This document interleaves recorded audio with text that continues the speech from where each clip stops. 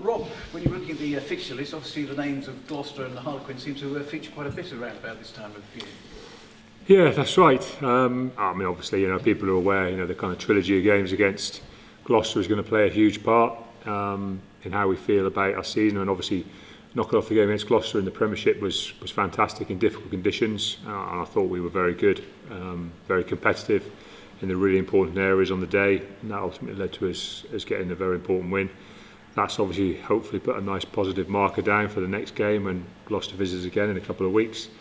But it's a little bit like anything, you've got to be prepared to move on quickly, and we've got to move on from the Premiership game against Gloucester into what promises to be a difficult game this weekend. A Friday night trip where you have to travel and spend the night and then a long day in the hotel, and they cause their own situation. And I'm not going to say problems, because actually our lads traditionally deal with that very well. They actually quite enjoy spending a bit of time together, and we tend to play pretty well on evening games.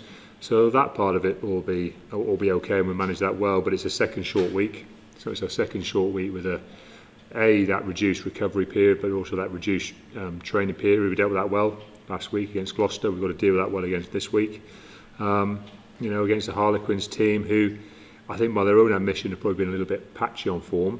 But the trouble with teams that are patchy is you don't know which patch you're going to hit.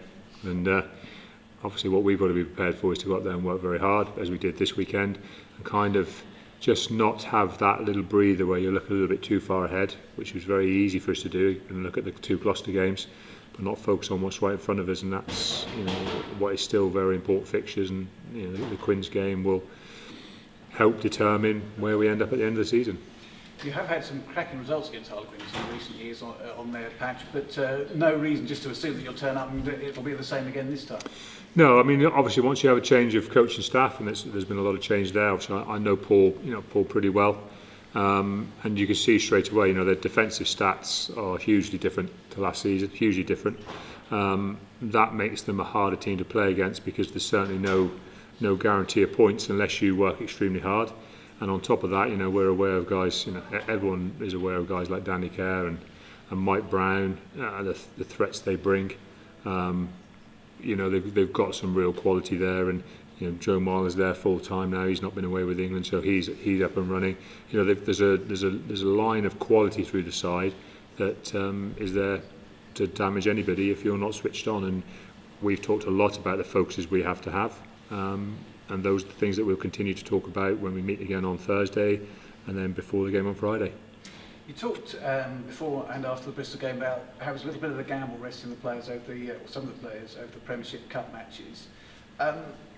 Obviously, I think I might say that the next Premiership match after this one, is that the Sarries match, was that also in your thoughts, as well as the Gloucester trilogy? I think the whole package of games, if you actually look, there's a run of games that goes unbroken until we're back into the Premiership Cup, which ironically is away against Bristol, which it's like 10-12 games, I think. I think it's definitely 10 games.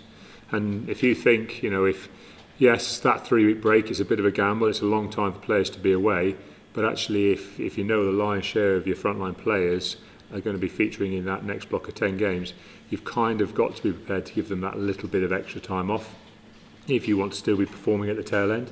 We will rotate through this 10-week period anyway. We always have done before. Obviously that's a little bit injury dependent, but the one thing that having so many players away in the Six Nations and having the injury issues we had, and then deciding to rest so many frontline players has done, is we've definitely thickened out a group of players who've got game time, but also got some valuable game time in Premiership games and shown real qualities, and that they're able to step up. So to be able to know now that guys like Marcus Street and Billy Keast, Tom Lauday, those guys can step up a little bit earlier. We had guys like Sean Lonsdale stepping up, Wilhelm van der Sluis and Ollie Atkins playing so much rugby. There are guys that have thickened us out more than we'd have probably originally thought. And then you see how Tom O'Flaherty's come through in the backs. Sam Hill's up and running now. Tom Henrikson's done really well. We're starting to see some genuine thickness and competition there that should give us some opportunities to not play tired players and not play injured players. But we did think the gamble would be worthwhile for that. In theory, was a month's break from rugby, and so far it's been vindicated. But it just shows you, only just, it's been vindicated by a last-second win in Bristol. But then we were noticeably better this week, and we've got to hope that break that freshness that gives to the squad will follow through, and we'll be even better again this weekend. Is one of the frustrations of it being on a Friday night the fact that it does give you slightly less time to work with the international players as they return? A little bit, but also, it's a little bit like anything. There are always swings and roundabouts. It gives us a longer break going into the Heineken Cup. We've dealt really well with last week's short break. To be fair to players, I think as a coaching group you get a bit fraught, but the players quite like it. You think of it, the major part of their training week is over now, and they've been in for 2 days. They're running around downstairs pretty happy with themselves because they get recovered now, have some lunch, and off they go, and the only thing they're going to do is a team run and play. That's a fantastic week for some players who just enjoy playing and don't enjoy being on the field so much, being on the training field so much. So there's always swings and roundabouts, and as I say, it tends to work its way out. We had a short turnaround against Gloucester's long turnaround last week.